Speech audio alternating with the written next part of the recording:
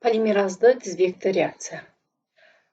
Полимеразды тізбекті реакция молекулалық биологиялық зерттеу әдістерінің ең қарапайым және ең кеңінен қолданылатын әдістерінің біріне жатады. Мақсаты микроорганизмдерді диагностикалауда жасушалық деңгейде анықтауға негізделген. Қоздырғыштардың түрін анықтауда, яғни жасушалық деңгейде диагноз қоюға негізделген әдіске жатады. Яғни полимеразды тізбекті реакцияны қоюдың бірнеше кезеңдері болады. 3 кезеңнен тұрады. Яғни ДНК-ны бөліп алу, полимеразды тізбекті реакцияның өзі және де реакцияның нәтижесін электрофорез немесе басқа да әдістерменен қорытындылауға негізделген. Биологиялық материалдан немесе микроорганизмнің таза дақылынан ДНК-ны бөліп алғаннан кейін, бізге қажетті участогын бөліп алғаннан кейін, екі жіпшелік ДНК матрицасы ДНК тізбектерін ажырату үшін 0,5-2 минут ішінде 94-96 градус Цельсийге дейін, яғни 90 градустан жоғары температураға қыздыру керек. Сол кезде ДНК-ның екі жіпшесінің арасындағы сутектік байланыстар бұзылады. Осы кезеңді денатурация кезеңі деп атайды.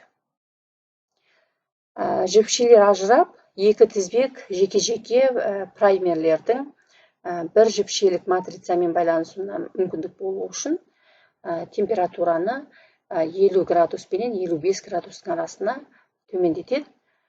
Бұл кезең отжиг деп аталынады.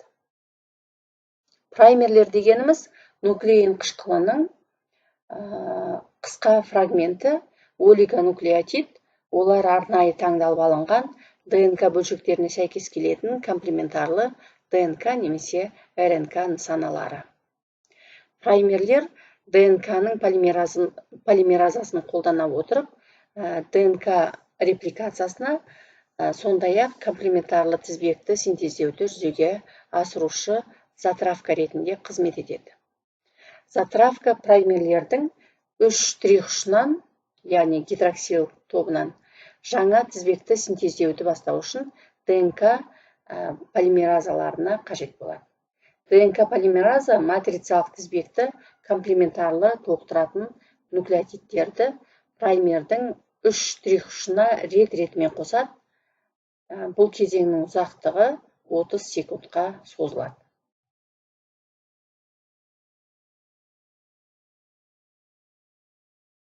Келесі кезең ДНК полимераза праймерді затравка ретінде қолдана отырып, матрицалық тізбекті репликациялайды. Соның нәтижесінде полимераза ферменті қатысу арқылы элонгация кезеңі басталады.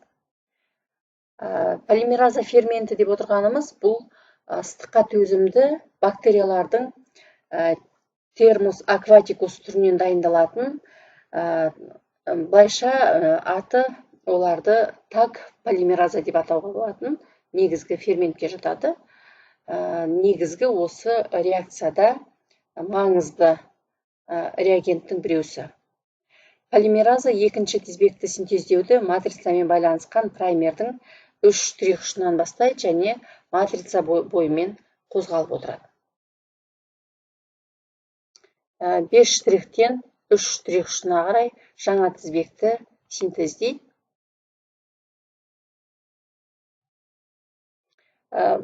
Элонгацияның температурасы 72 градусқа дейін көтерілу керек.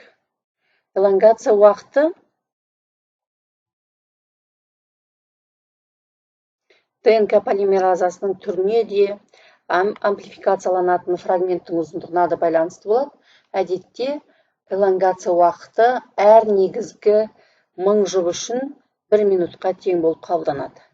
Көбінесе барлық циклдар аяқталғаннан кейін барлық бір тізбекті фрагментті аяқтау үшін соңғы элонгацияның қосымша кезеңі жасалады. Бұл кезең 7-10 минутқа созылады. ДНК фрагменттерін ұзындығы бойынша бөлу үшін агарозды гельде амплифицирленген фрагменттің электрофорезін жүргізуге болады. Сол электрофорезді жүргізіп, ультракүлгін сәулесімен сәулелендіру арқылы реакцияның нәтижесін қорытындылауға болады. Яғни молекулалы массаның маркерларының ұзындығы арқылы қорытындыны жасаймыз. Назарларыңызға рахмет. Сау болыңыздар.